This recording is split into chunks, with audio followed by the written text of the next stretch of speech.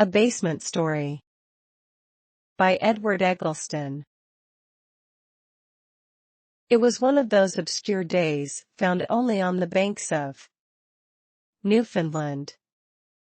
There was no sun, and yet no visible cloud. There was nothing, indeed, to test the vision by. There was no apparent fog, but sight was soon lost in a hazy indefiniteness.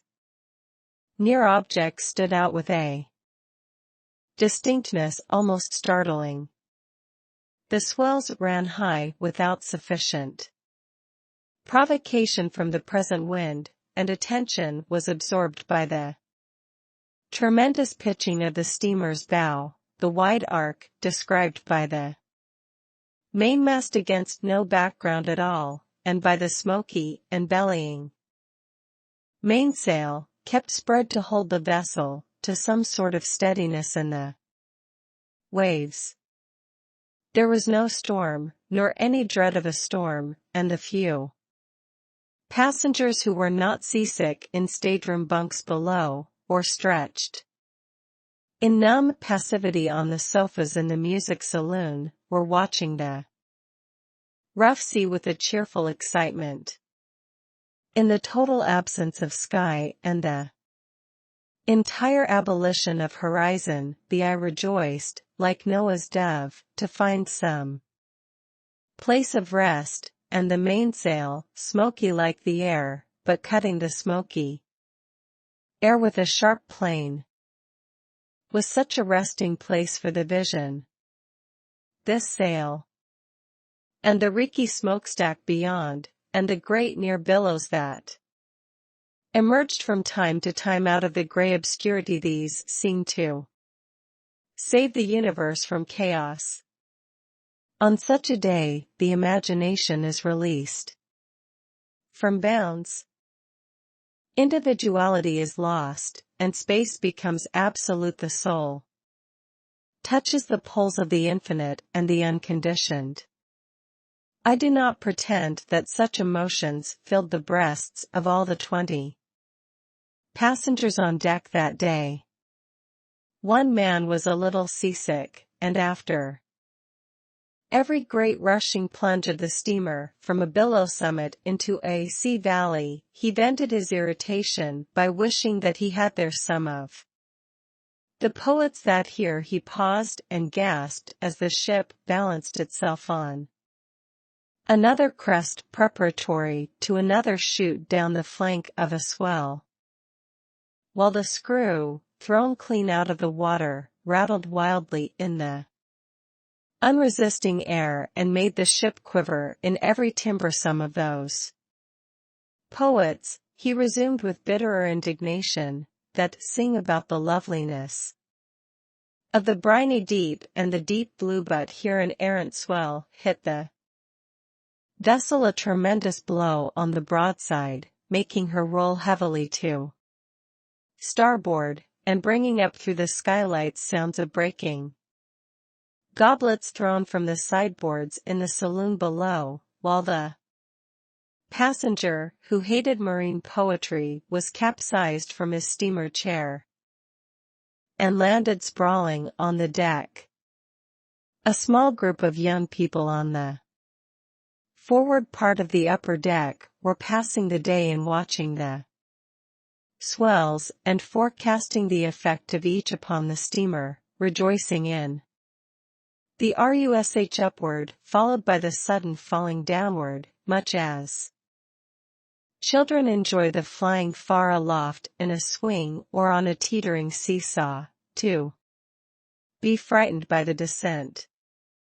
Some of the young ladies had books open in their laps, but the pretense that they had come on deck to read was a self-deluding hypocrisy. They had left their elderly relatives safely ensconced in staterooms below, and had worked their way up to the deck with much care and climbing, and with many lurches and much grievous staggering, not for the purpose of reading, but to enjoy the society of other young women. and of such young men as could sit on deck. When did a young lady ever read on an ocean steamer, the one place where the numerical odds are reversed and there are always found 2 gallant young men to attend each young girl? This merry half-dozen, reclining in steamer chairs and muffled in shawls, breathed the salt air and enjoyed the chaos into which the world had fallen. On this deck, where usually there was a throng, they felt themselves in some sense survivors of a world that had dropped away from them, and they enjoyed their social solitude, spiced with apparent peril that was not peril. The enthusiastic Miss Sylvia Thorne, who was one of this party, was very much interested in the billows, and in the attentions of a student who Saturday opposite her. From time to time she remarked also on some of the steerage passengers on the deck below, particularly was she interested in a young girl who sat watching the threatening swells emerge from the mist. Miss Sylvia spoke to the young lady alongside of her about that interesting young girl in the steerage.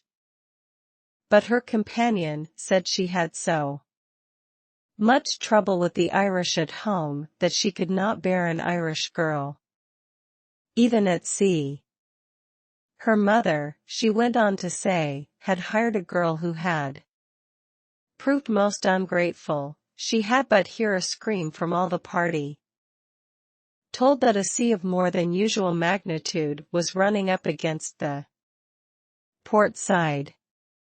A minute later, and all were trying to keep their seats while the ship reeled away to starboard with vast momentum, and settled swiftly again into the trough of the sea. Miss Thorne now wondered that the sail, which did not flap as she had observed sails generally do, in poems, did not tear into shreds as she had always known sails to do in novels when there was a rough sea. But the blue-eyed student, having come from a freshwater college, and being now on a homeward voyage, knew all about it, and tried to explain the difference between a sea like this and a storm or a squall. He would have become hopelessly confused in a few minutes more had not a lucky wave threatened to capsize his chair and so divert the conversation from the sail to himself. And just as Sylvia was about to change back to the sail again for the sake of relieving his embarrassment, her hat strings, not having been so well secured as the sail, gave way, and her hat went skimming down to the main deck below, lodged a minute, and then took another flight forward. It would soon have been riding the great waves on its own account, a mark for curious seagulls and hungry sharks, to inspect, had not the Irish girl that Sylvia had so much admired sprung to her feet and seized it as it swept past, making a handsome catch on the fly. A sudden revulsion of the vessel caused her to stagger and almost to fall, but she held on to the hat as though life depended on it. The party on the upper deck cheered her, but their voices could hardly have reached her in the midst of the confused sounds of the sea and the wind. The student, Mr. Walter Kirk, a large, bright, blond fellow, jumped to his feet and was about to throw himself over the rail. It was a chance to do something for Miss Thorne. He felt impelled to recover her 75-cent hat with all the abandon of a lover flinging himself into the sea to rescue his lady love. but a sudden sense of the ludicrousness of wasting so much eagerness on a hat, and a sudden lurch of the ship checked him. He made a gesture to the girl who held the hat, and then ran aft, to descend for it. The Irish girl, with the curly hair blown back from her fair face, started to meet Mr. Kirk, but paused abruptly before a little inscription which said that steerage passengers were not allowed aft. Then turning suddenly, she mounted a coil of rope, and held the hat up to Miss Thorne. "There's your hat, miss," she said. "Thank you," said Sylvia. "Sure you're welcome, miss," she said, not with a broad accent, but with a subdued trace of Irish in the inflection and idiom. When the gallant Walter Kirk came round to where the girl, just dismounted from the cordage, stood, he was puzzled to see her without the hat. "Where is it?" he asked. "The young lady's got it her own self," she replied. Kirk felt foolish. Had his chum come down over the rail for it? He would do something to distinguish himself. He fumbled in his pockets for a coin to give the girl, but found nothing smaller than a half-sovereign, and with that he could ill afford to part. The girl had meanwhile turned away, and Kirk had nothing left but to go back to the upper deck. The enthusiastic Sylvia spoke in praise of the Irish girl for her agility and politeness, but the young lady alongside, who did not lick. Thanks for being a part of Chronicles Corner.